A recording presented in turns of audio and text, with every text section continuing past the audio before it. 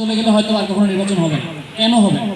যদি মৌলিক কারণটা খোঁজার চেষ্টা করেন তাহলে গঠনতন্ত্রের মধ্যে এটা আছে। নির্বাচন কবে হবে এই বিষয়ে কোনো নির্দেশনা নাই। ভিসি যখন ডিসাইড করবেন তখন নির্বাচন হবে।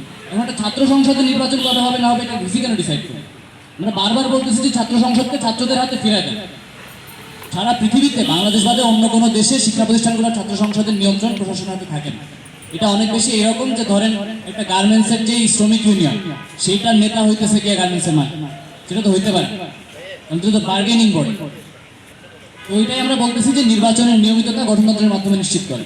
নির্বাচন যেন রেগুলারলি হয় এবং সেটা দুইটা উপায় আছে। এক হচ্ছে বিশ্ববিদ্যালয়ের একাডেমিক ক্যালেন্ডারে নির্বাচনকে একটা নির্দিষ্ট তারিখে অন্তর্ভুক্ত করে দেওয়া, যে কোনো একটা সেমিস্টার ব্রেকে প্রত্যেক বছর ইলেকশন হবে। আর একটা হচ্ছে গঠনতন্ত্রের মাধ্যমে এটা বলে দেওয়া যে একটা মেয়াদ শেষ হওয়ার পরে একটা নির্দিষ্ট ডাকসুর পরবর্তী 45 দিন বা 30 দিনের মধ্যে তফসিল ঘোষণা হয়ে যাবে অটোমেটিক। এবং এটা যদি প্রশাসন দিতে ব্যর্থ হয় তাহলে তার পরিণতিও গঠনতন্ত্রে থাকতে পারে। ধন্যবাদ।